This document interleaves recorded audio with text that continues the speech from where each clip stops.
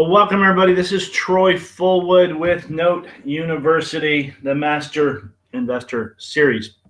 And let me see here. Let me pull up this question here. Boom, boom, boom. Hold on one second.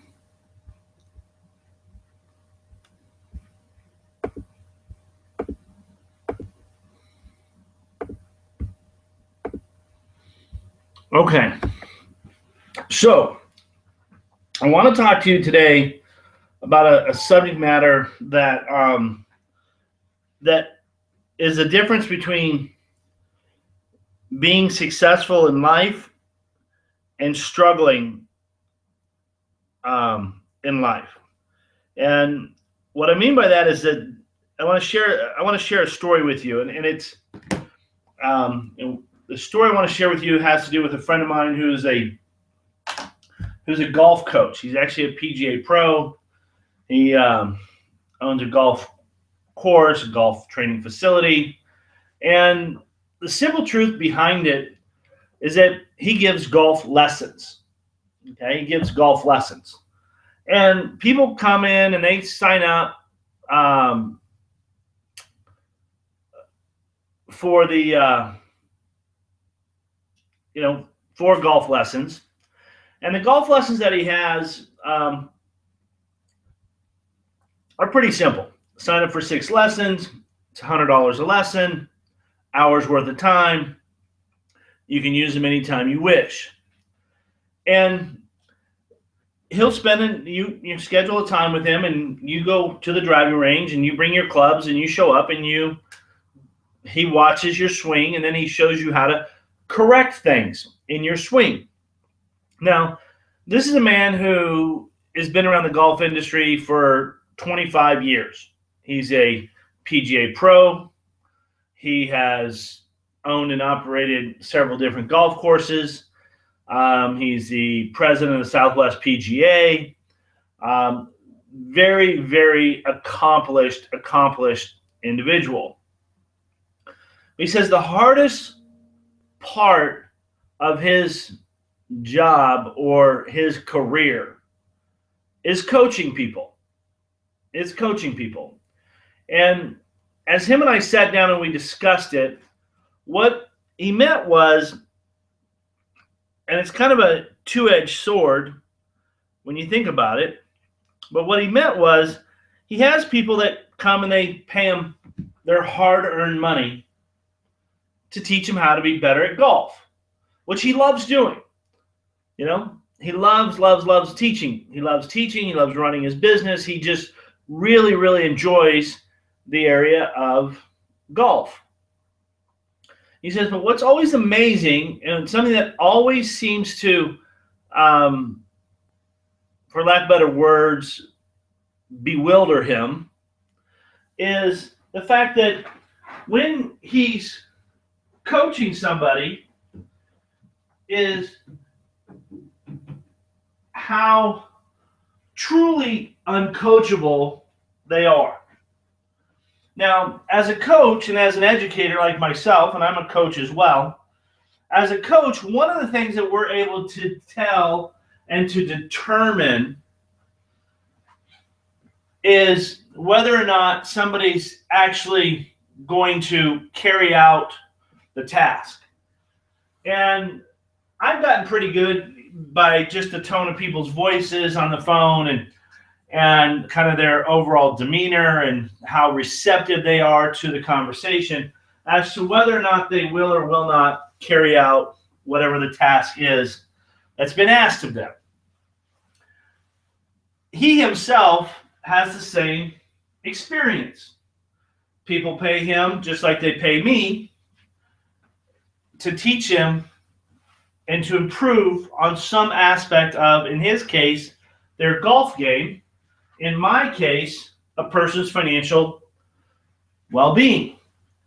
And he says, and him and I have talked about this extensively, he says there's 6 swings in the game of golf. That's it. He says there's 6 swings. Now, I didn't know that until he told me that, and I was kind of confused because I thought there were a lot more swings than that. He says, but there's 6 core swings to the game of golf. But depending upon what you want the ball to do would determine what swing you would use, which only made sense in order to create a game that is very adaptable. You've got to have it where the majority of people can understand it. And having 6 core swings in the game of golf would make that very, very understandable for just about anybody in life. And so he says one of the things about it, though, is somebody will come out to the driving range and they'll have what they call their swing, their favorite swing, their favorite stance. And there have been some PGA pros on the circuit that have had some really, really crazy swings, like Fuzzy Zeller. Tom, I think Watson had a really kind of choppy swing in general. And but those would be more the exception to the rule versus the overall rule of how the game is played. He says he's always amazed at the number of times he'll share with somebody, and he usually likes to just break it down to 1 swing per lesson. Okay, and so he'll watch the person for the first time. He'll look at their swing, and he'll find out, okay, where's the weak point in their swing. After he watches them hit, several different types of clubs, then he'll start with that. He says the hardest thing for people to do, though, is to change up what they've been doing for so long, even though it's not working for them. Okay, obviously, they came to him to get lessons. Obviously, they want to get better at the game of golf. So what is it that they can change about their swing that would help them improve their game of golf?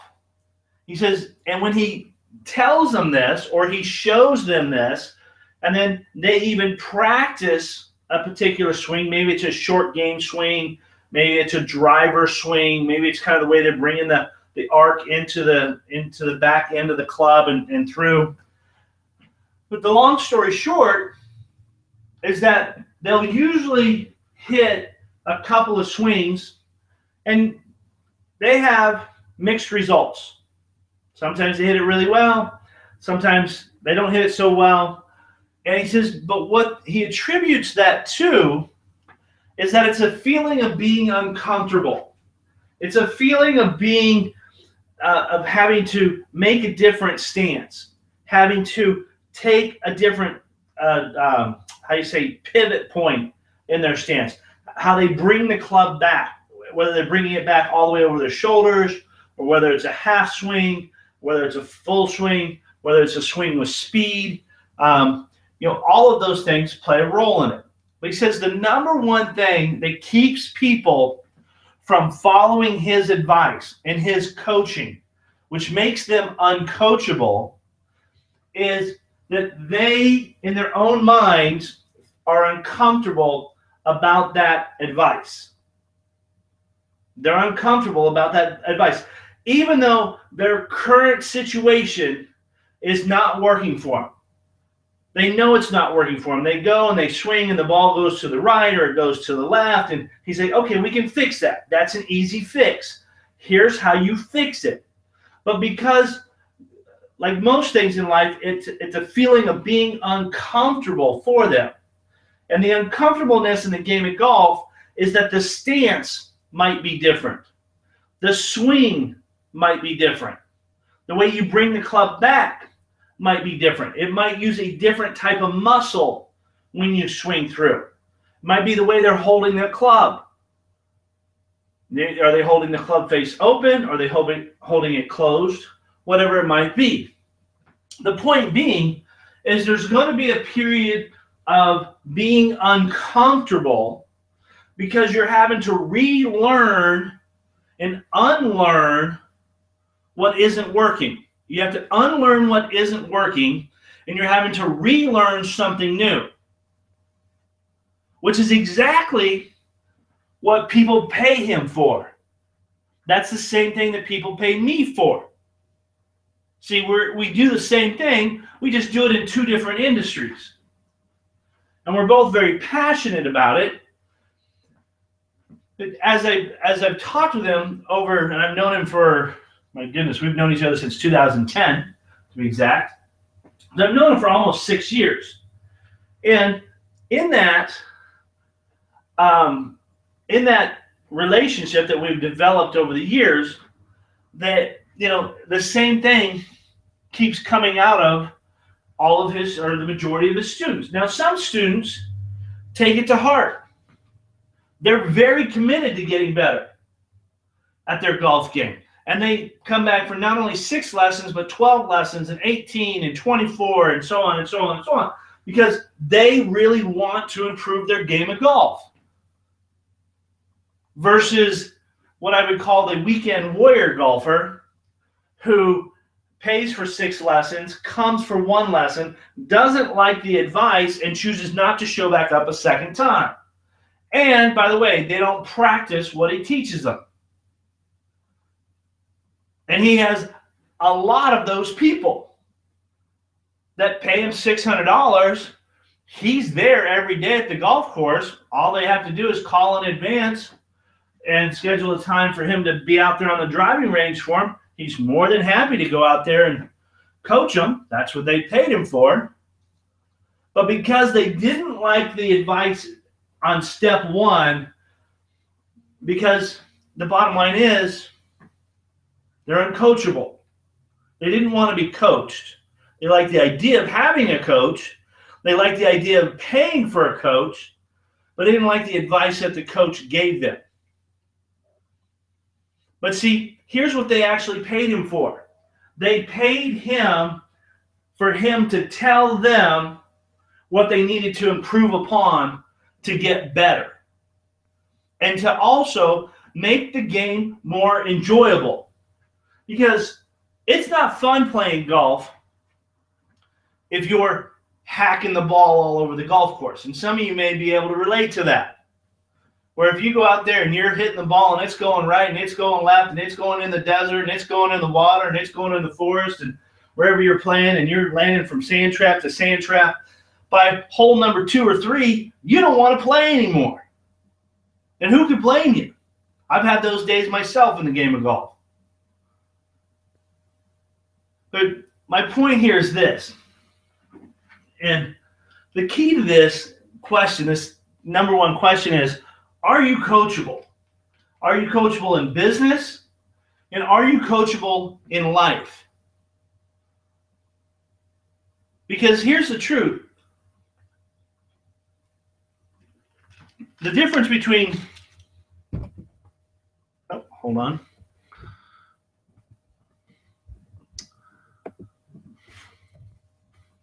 The core difference between successful people and unsuccessful people is their coachability. Is their coachability.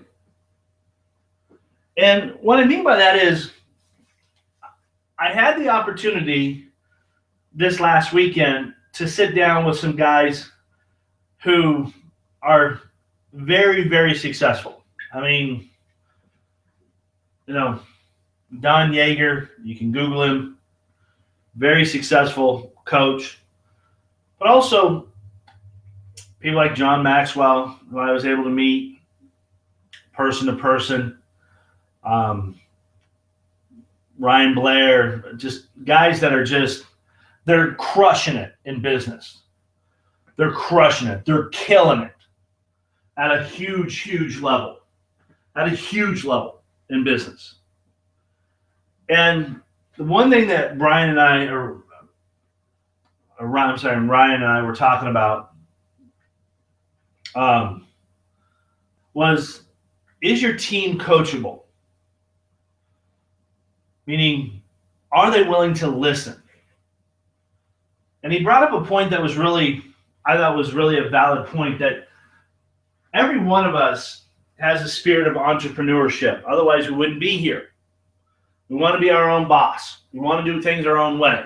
We want our own freedom. And those are very admirable and very respectable goals on anybody's bucket list. But the question comes not to whether or not the universe is going to deliver that to you, but are you willing to do what the universe is asking you to do to make it happen? Meaning, you could be saying, well, I want to lose 20 pounds. I want to lose 30 pounds. Okay, great. Here's what you need to lose. Here's what you need to do to lose the 20 pounds you're going to lose, or you want to lose, or the 30 pounds you want to lose. And in reality, people won't do that because they're not coachable. They're not receptive to what's being told to them. They want something other than what's being told to them. Meaning, hey, you might need to change up what you eat.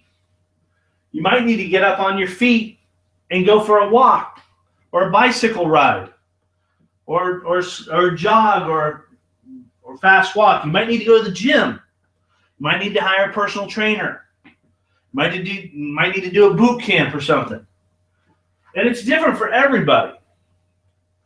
But my point being is you're never going to accomplish that goal if you're not coachable. And in my business, in the world of real estate notes, to be specific, one of the things that often gets asked to me is, hey, Troy, what's your success level with people? Like, how many people have succeeded with your trainings? How many people have succeeded with your trainings? And I often respond, well, a better question to that is, how many people listened? Because success is not based off of a monetary factor for everybody. Success to you might be, I need to make $20,000 a month in order to consider myself successful. Whereas the person standing next to you might be happy making $1,000 a month to claim success. Some of you might need to say, well, I will not be successful until I'm worth $1 million. Okay. And I've coached 19 people to $1 million plus statuses in the business. But the one thing that we always understood was they had to be coachable. And that's really, really hard for an entrepreneur, especially type A personalities, people that were in business for themselves before, people that are especially commingling information, meaning they're not following one coach or one expert. They're following 6 or 7 different experts. That makes about as much sense as me going to pay a calculus professor at ASU to teach me calculus, and then going online and listening to YouTube videos from some professor out of Yale or somebody out of Florida State or somebody out of, they teach it, but they may teach it differently. And I come back to my ASU professor and say, hey, I was listening to Mr. Professor at Florida State, and he says this is how you do it. Okay. Well, then go to Florida State and learn it, because this is how we do it here. See, there's this great, great golfer that had that same challenge. His name was Tiger Woods. Butch Harmon was his coach from a very young age. Matter of fact, Butch crafted his swing, Tiger's swing, so good and worked with him so well that Tiger Woods won his first major PGA tournament at age 18. He was crazy young when he did it. My point being, Butch was a great coach. But see, Tiger Woods got to the point where he was, well, I know everything now. I won a major. I did this. I did that. But see, he did that with the Butch Harmon being his coach.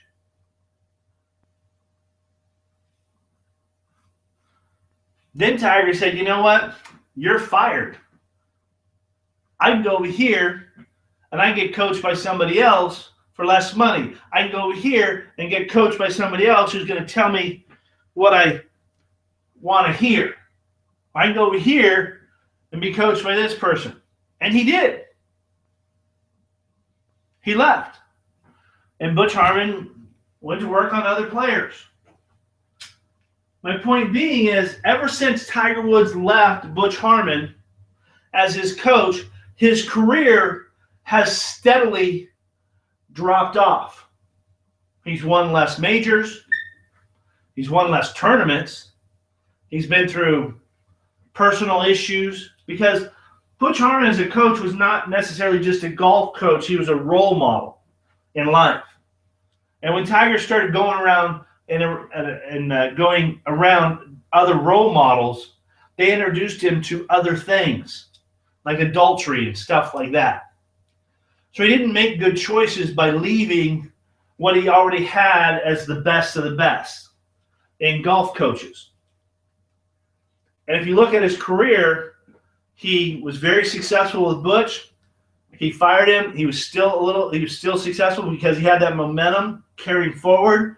But then all of a sudden he started dropping off because the new coach he had really in the beginning didn't really have to do a whole lot with Tiger. All he had to do was keep him motivated, meet with him every day, talk with him a little bit, make some small talk, because Butch Harmon had already programmed him. Butch Harmon had already programmed his swing, had already programmed his mind, had hooked him up with the best of the best of the best for him. But when Tiger started changing that up, because Tiger thought he knew better, his career started to unravel. His success started to unravel. See, the same thing is very true in real estate. You know, when I got started in the business, yes, I learned it from an attorney, but that attorney wasn't really a coach. He was a distant player. He did more of the education, and that was it. You got 5 days, that's it. We're done. Kind of a relationship, which I knew in the beginning, and I was okay with that. But what I did is I aligned myself with a couple of people that were tops of the tops. These guys were turning $250 million to $500 million a year in notes. They were the best of the best in our industry. So I sat down with these guys, and I worked very closely with these guys. I worked for years in the field of notes. And they happened to be guys that worked for the Associates Financial Services and MetLife, which, because of that knowledge and because of that training and because of working with that caliber of people, it led me to Wall Street, which I then learned. Then I learned to work with Bear Stearns and Citibank and EMC Mortgage and all kinds of other companies in New York. But my point being is that I never left that environment. I've always maintained that environment, even though the industry has changed and it's evolved and it's been subject to recession issues and things of that nature. I always did my best to maintain what they had taught me years earlier. And my goal as a teacher and as an investor and as an educator and a coach is to always pass those things along in our trainings and in these kinds of calls, to always provide you guys with what I learned as a business owner, as a person coming up in the ranks. Now, mind you, when I got in the business back in the day, I'd already been a business owner. I'd already been a very successful business owner. I was in the landscape contracting environment. I knew how to work with people. I had a very successful landscaping company here in Arizona before I moved to Texas. I was working directly with the McDonald's Corporation and Jack in the Box Corporation. I was working for the government out at Luke Air Force Base. I was working with the city of Tempe, City of Mesa, City of Chandler. So I had a very successful company. As a matter of fact, by the age of 19, I had 21 people working for me. I was 1 year out of high school in my first year of college and running a full-time landscape installation and maintenance company at the same time I was going to college. I had very, very early success. About the age of 27 or so, I decided to sell my company and was enjoying just kind of doing a lot of nothing, to be frankly honest with you, outside of some mentoring and some with the new owners of the company. And actually, my company was purchased by a subsidiary of American Express. Okay, so they took heed of it. They liked it. They bought it as an investment model with some stuff that they were doing back in the day. Well, a friend of mine called me up and says, "Hey, can you come to Texas and run our commercial operations here?" So hence I landed in Texas. They sought me out. I went to Texas, started running their commercial division. It was a chemical lawn care application company. Within the first 90 days of being there, I picked up SeaWorld of Texas. I picked up Six Flags of Texas. I picked up a number of different accounts with the city of San Antonio, which is where I lived at the time. Even picked up some accounts up in Dallas. Ross Perot's company up in Dallas was going after some big fish. They moved me over to Houston, Texas, and within 3 weeks of being there, helped them to acquire a commercial pest control company, which was the core reason why I went over there, and turned that not only into a contract for pest control, commercial pest control, but also picked up over 72 apartment complexes in the city of Houston, Texas, which boosted their commercial lawn care business as well. That's what I did. Okay. Through all of that and in all of that, I ended up becoming the president of the Texas Association of Landscape Contractors.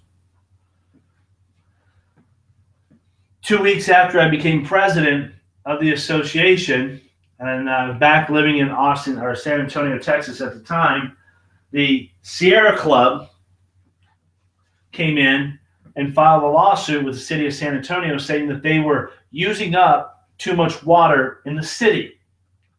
In other words, they were draining the Edwards Aquifer, which is the largest natural aquifer in the entire U.S. And the city of San Antonio, that's where they get their water supply from. Well, long story short, this Sierra Club sues City of San Antonio. City of San Antonio has a knee-jerk reaction to it and says, okay, no more watering of your grass, no more watering of anything, ever. Well, that's not really an answer to the problem. But that's how they chose to, start the ball rolling. So, of course, when you say that to an industry that's a $200 million a year industry just in the city of San Antonio, not to mention the tax revenue and the employees, the number of employees and everything else, everything from lawn maintenance companies to nurseries, landscape nurseries and stuff, that's a big number all the way around in each of those categories. Well, of course, my phone just starts blowing up.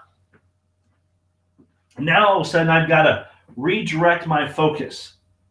Instead of running a company in San Antonio, I'm now spending anywhere between 40 to 60 hours a week dealing with political issues and lawsuits that I didn't sign up for, per se.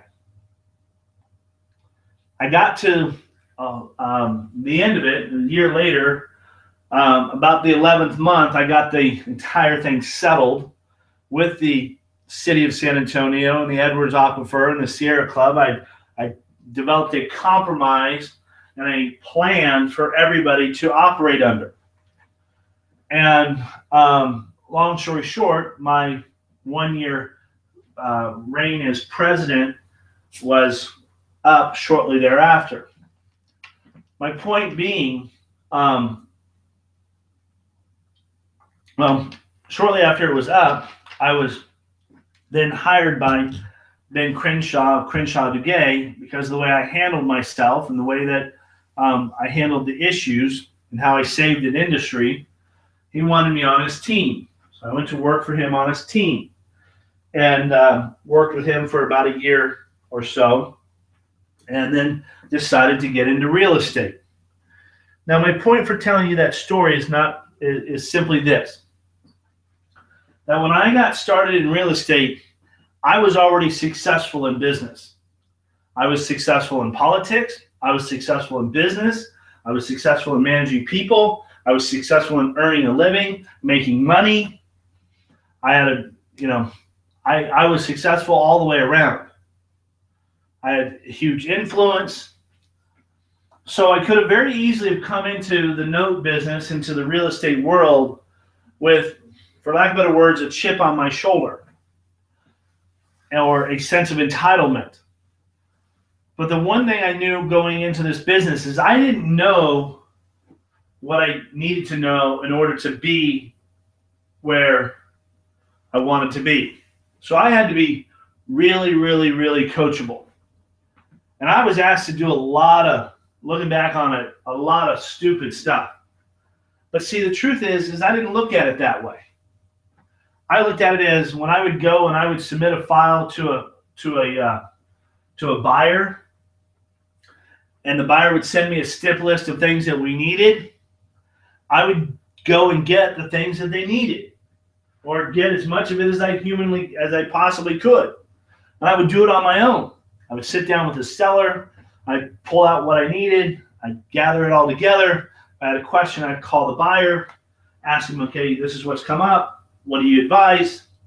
And I would go forward. Never once did I ever find myself arguing with a buyer or a title company or an attorney, because all I wanted to do was to learn. I just wanted to be the best at what I could do. And the spirit of just holding that aspect and carrying that spirit forward is what I consider to be a huge, huge quality, or a huge blessing to my success in the business. Is I always wanted to remain coachable. Always. And I had a lot of respect for the people on the other end, even if they were telling me something I didn't want to hear. Because I had buyers call me up after a month's worth of work or 6 weeks worth of work saying, hey, Troy, we can't buy this deal. And here's why. And I would respect their decision, because it was their money they were spending. It wasn't my money. And they have to make the best decision possible for themselves and their portfolio and their management style and their portfolio goals. And I have nothing to do with any of that. Okay? I have nothing to do with any of that. All I can do is give them the information to the best of my ability and let them make an educated decision about whether or not they move forward. Obviously, I want them to move forward because there's a financial blessing in there for me, but there's no capital risk for me. Okay, when back in the day when I was getting started, that was the truth. That was how our relationship worked. I was a finder, broker, and they were the buyer. But one of the things I always wanted to do is, through that process, even when the deal didn't go through, is I always wanted to learn what I could about why it didn't go through.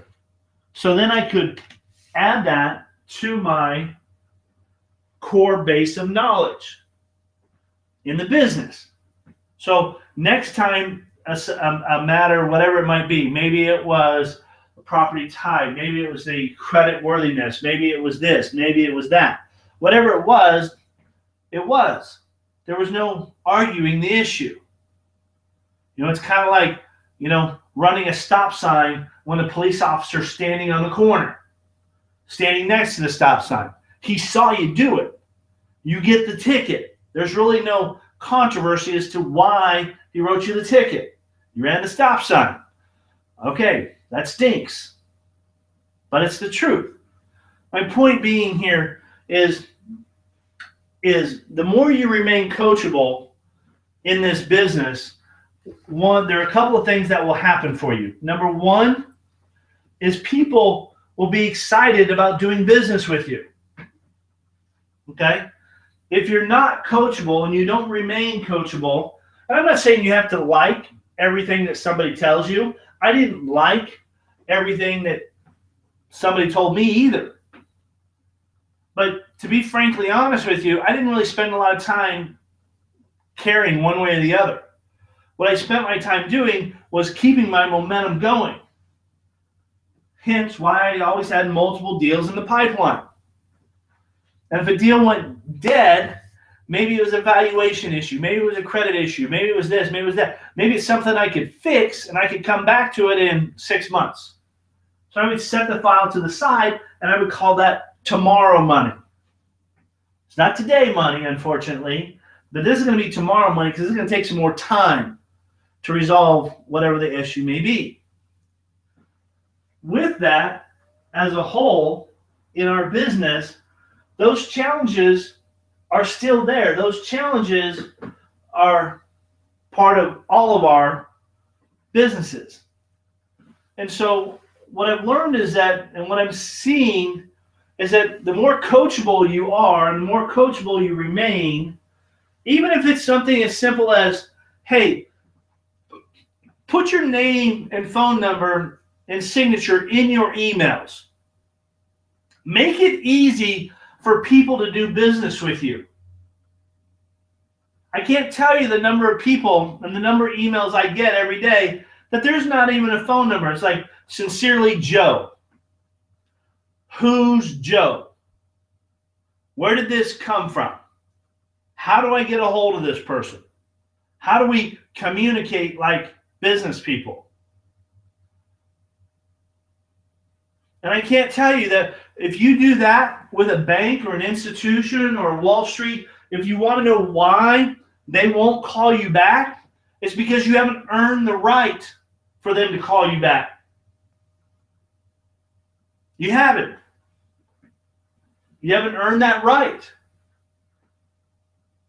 And so when I say things like, hey, put your signature in your email, look professional, get a professional email address, do these things, I'm not doing it so you have more stuff to do. I'm doing it so that you become better and much more appealing. Your company becomes more appealing to the marketplace, to the overall marketplace. Okay? Same thing. I had this conversation with a fellow student, and I asked him, I said, you know, why do you send me all of your really, really tough deals, but you won't send me any vanilla deals, you know, simple deals? And his comment was, well, I get better pricing from ABC company. I said, well, you don't even send those deals to me to give me a chance to price them, so how would you know you're getting better pricing over there versus here? What it boiled down to was they didn't want to continue to follow my advice of pulling credit on the deals that they were getting. Now I'd set this person up with a credit pulling company, and so that they could pull their own credit in the beginning of our relationship. I said, this is a good thing to do. Okay, because if you pull credit, then you know exactly what you're dealing with. And you can manage the seller's expectation from that position, from like step 1 versus step 6, which is critical in the note business, is the credit worthiness of a home buyer. And although they liked the idea and they signed up and they were doing it, what he later decided is he didn't want to pay the $30 to pull a Tri-Bureau merge anymore and then send it over to me and I would price it accordingly. He wanted really for me to do it without that, which is fine, we can do that, but then it becomes an open-ended bid, meaning if I price it with a 620 credit score minimum and they come at a 550 credit score back, then obviously I have to reprice it, which requires more time. And then number two, upon the repricing, the seller may not have any interest in it, which means we've now spent another week's worth of time to get to that point. But his comment in the discussion of the paying the $30 when he pulled credit was soon followed with the fact that the other party would pull credit for him, but they wouldn't give him a copy of it. So now he can't speak intelligently to any credit issues that might be a part of the decision-making process. So he doesn't gain that carnal knowledge to educate his seller accordingly. But here's where the kicker comes in. Through this, his position was, well, this is the way I run my business, Troy, and if you don't like it, tough. I said, well, okay, if that's your stance and that's your position, then we'll just let it be what it is. And then he went on to discuss the idea that he had gone through some challenging financial times recently, but that he was really excited because the following week he was going to be closing a note deal, a non-performing note deal that he learned how to do through one of my education trainings that was going to net him approximately $40,000 profit.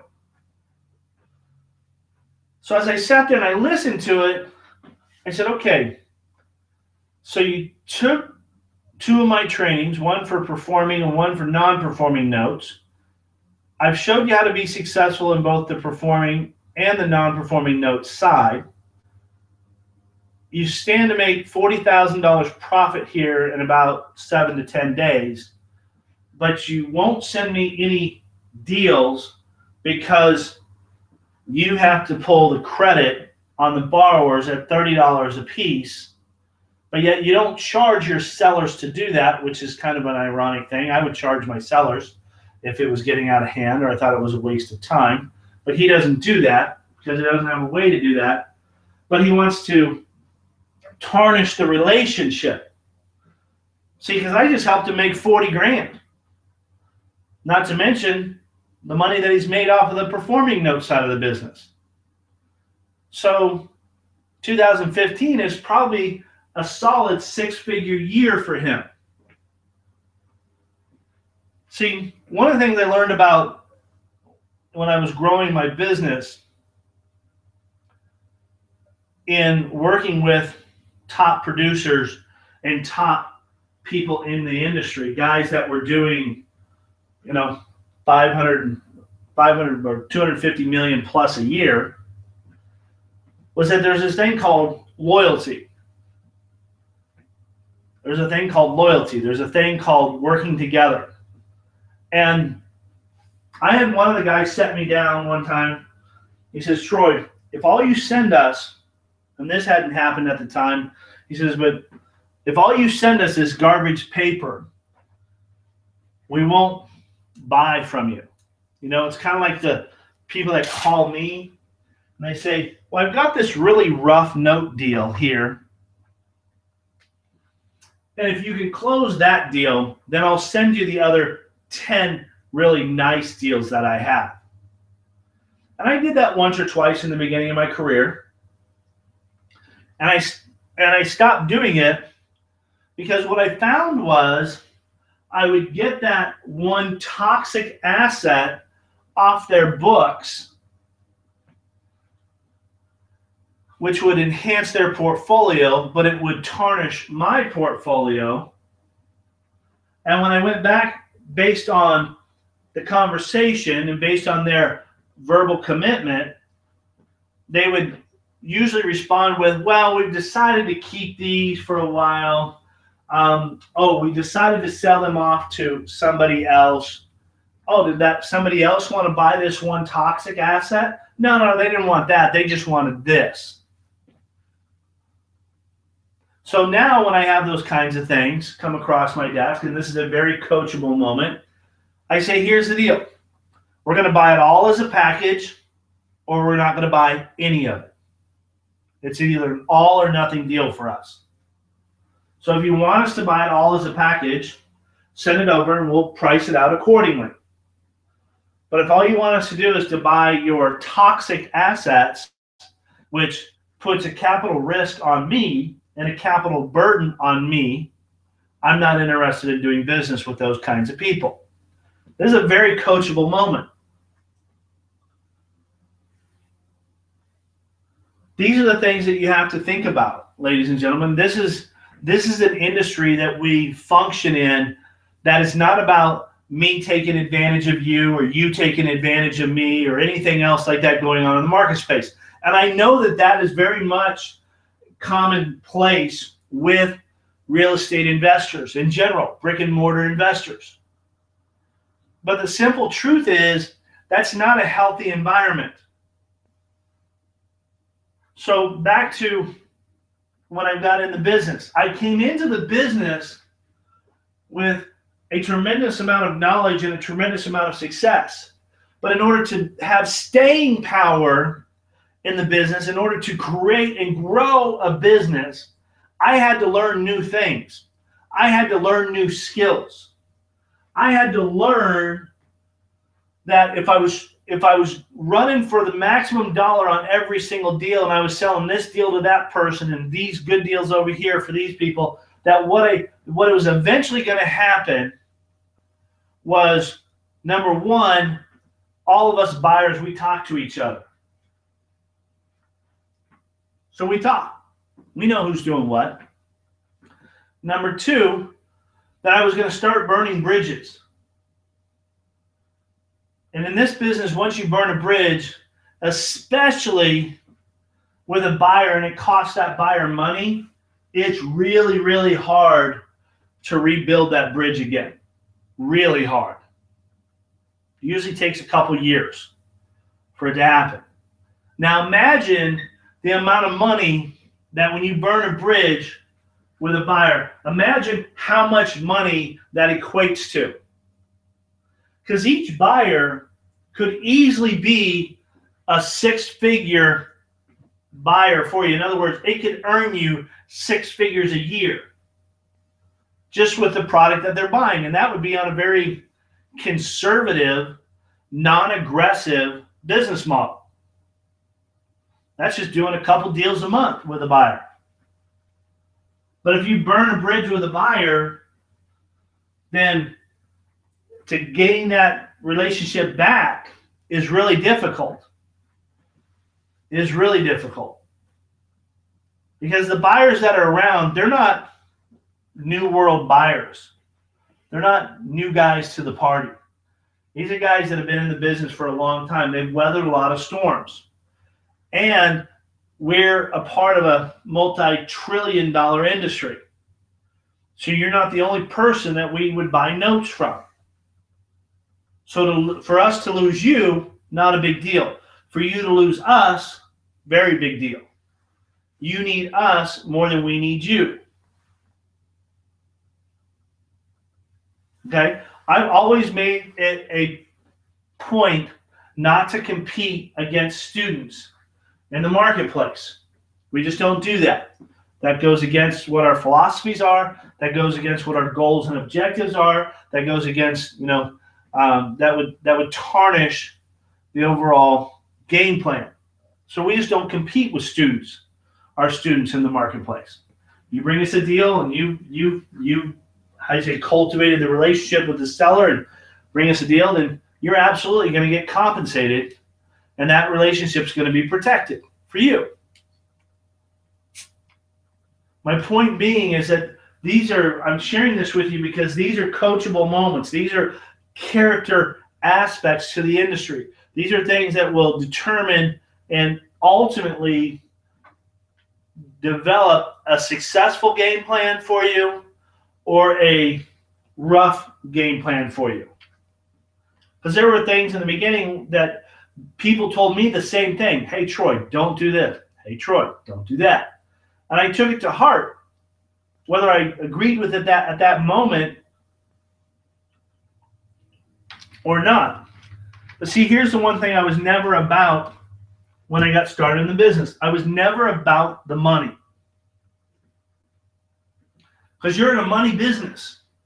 So the money's there. Okay? I was never about the money. I was about creating and building a business model that had longevity associated with it, that had the ability to grow, that had the ability to create residual income, that had the ability to create freedom. The money was there. Automatically. When you deal in notes, what are you dealing in? Money. Simple. So it was never a question of whether the money was there or not. It was really a question of how was I going to be the best at what I was going to do to earn my portion of it. And things like, some simple things that I learned early on in the business, only because people shared them with me, and I'm simply sharing them with you as well, are things like, creating a loyal following in regards to what you're doing. I still have relationships today with the original people I did business with. The only time I don't have any relationships with people is when they went out of business. Meaning the Associates Financial Services, they went out of business. They didn't go out of business. They were bought up by Citicorp, and Citicorp decided that they didn't want to be in the private mortgage industry, so they phased out that part of the business model. And over about a 2-year period, they just kind of, went away. Back in the early 2002 timeframe, MetLife was the same way. They got out of the private mortgage industry, not because they wanted to, but because they had made some bad business dealings in the commercial industry that caused them so many losses that they decided to just kind of shut it all down. And so they ended up making some unfortunate financial mistakes that caused them to go away. But what came out of that is those people that worked for those companies went out and started other companies. They went to work for banks and institutions and Wall Street and stuff. And so hence in that, they would reach out to me and say, how can we do business? What can we do? And it was that cultivation of the relationship with them that made it exciting, in the sense that that because I was coachable, they knew I was coachable, which makes it also easy for people to work with me. Okay? If you're coachable, people will want to do business with you. Okay? A lot of the reasons why I'm able to get deals done where other people can't is because I've learned by being coachable over the years how to deal with difficult challenges. And in our business, meaning the note business, what we do is we solve problems. We're a problem-solving company. That's what we do. So in solving problems, you could just imagine the array of problems that could easily come across your plate or my plate.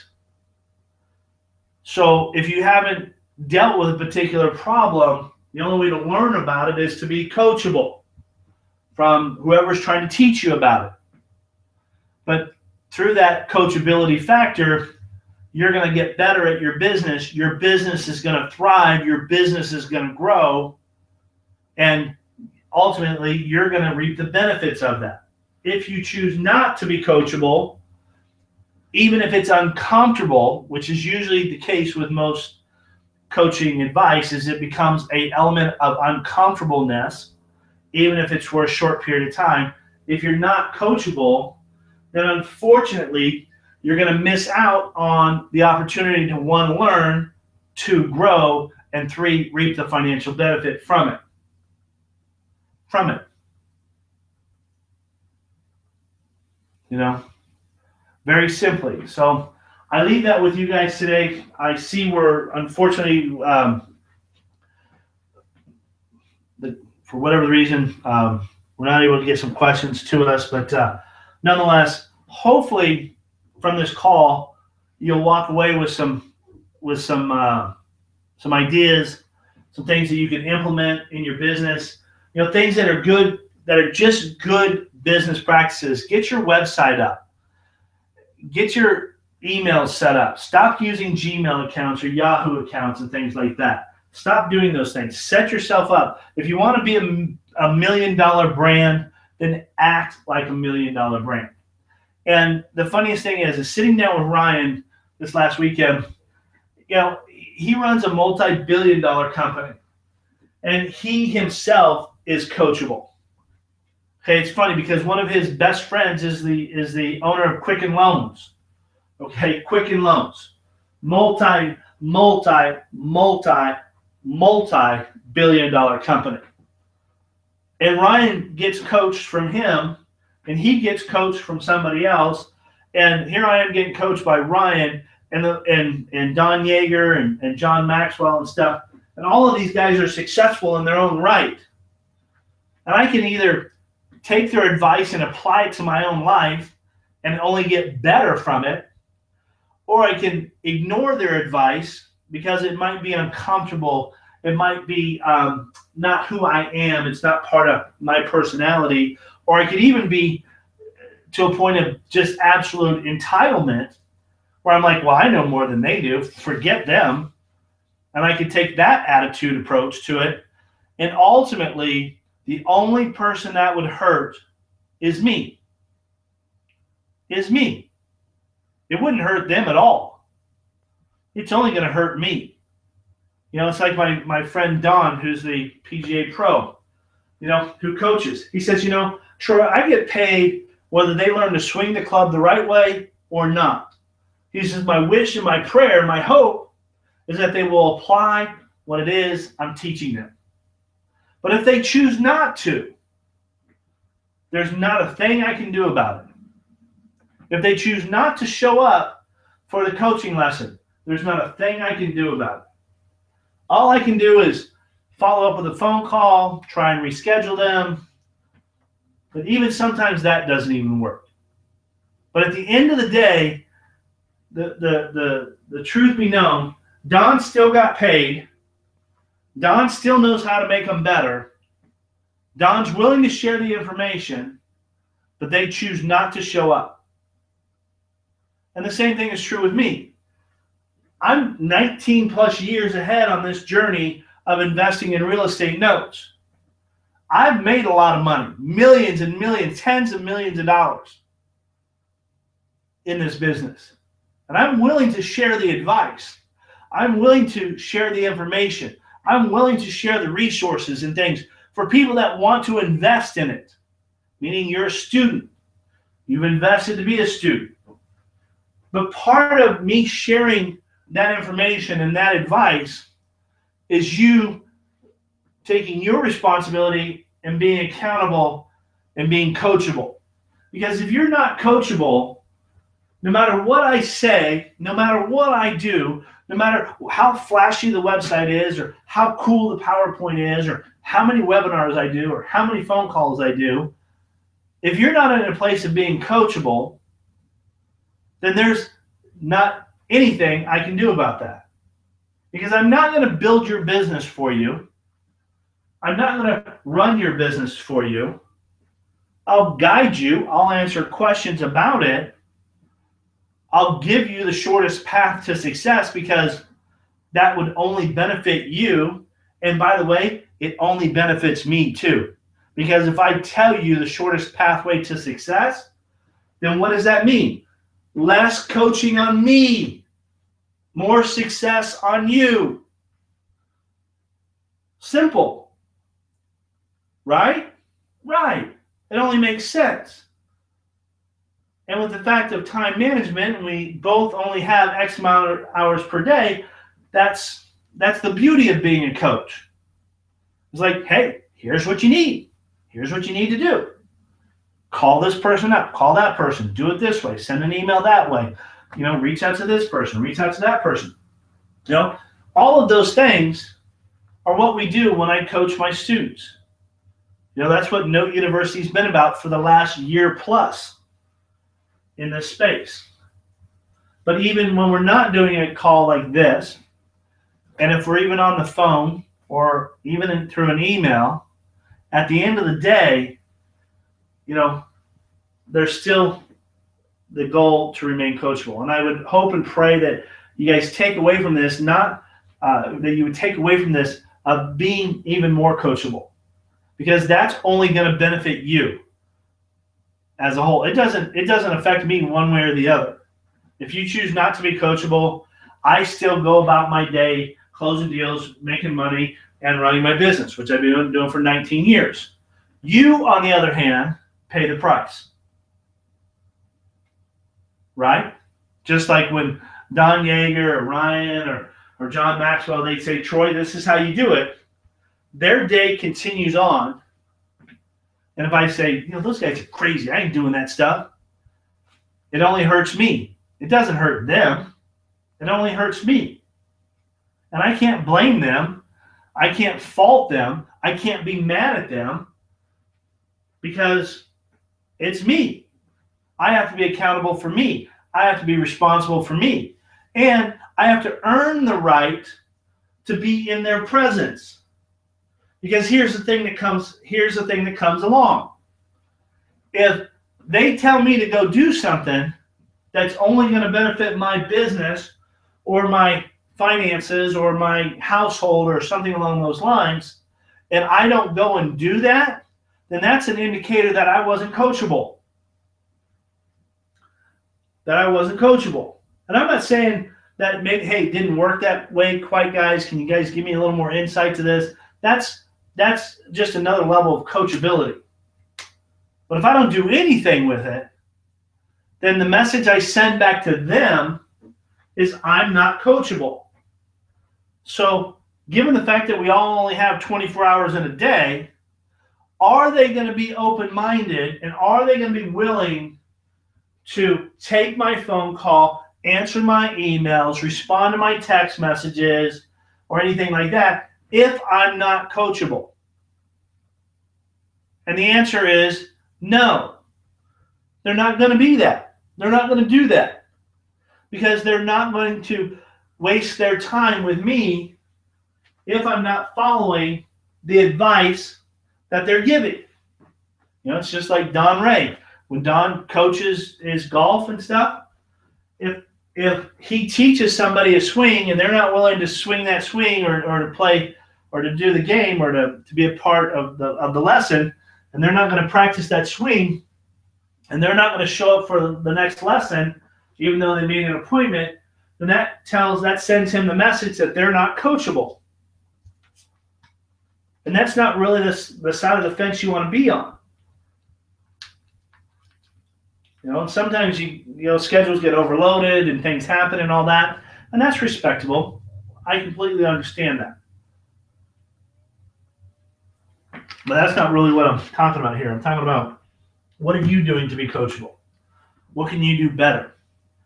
How can that, and by being better, that only helps your business. That's the thing that I'm wanting to drive home here today. So, because I can't get any questions coming through today, not a problem.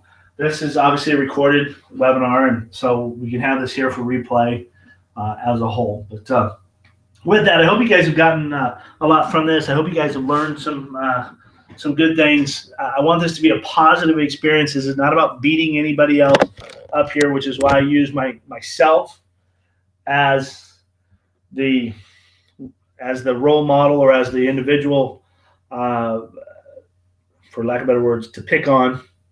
But at the end of the day, the simple truth is this something that you're a part of? And we all need, the thing that we all have is we all have an ego. We all have that. We all have pride. And sometimes that pride and that ego can get in our way. It can keep us from, it can actually build a barrier between us and the people that we need help from. And so, sometimes that's important to kind of keep an eye on for each and every one of us, because that would be silly to allow your ego and your pride to keep you from creating your success, or having people around you that will help you create your success. Okay. So that being said, hopefully you guys have got some good nuggets out of today. Have a great day. Have a great week. We'll see you back here next week. Same place, same time. Take care. God bless. Bye now.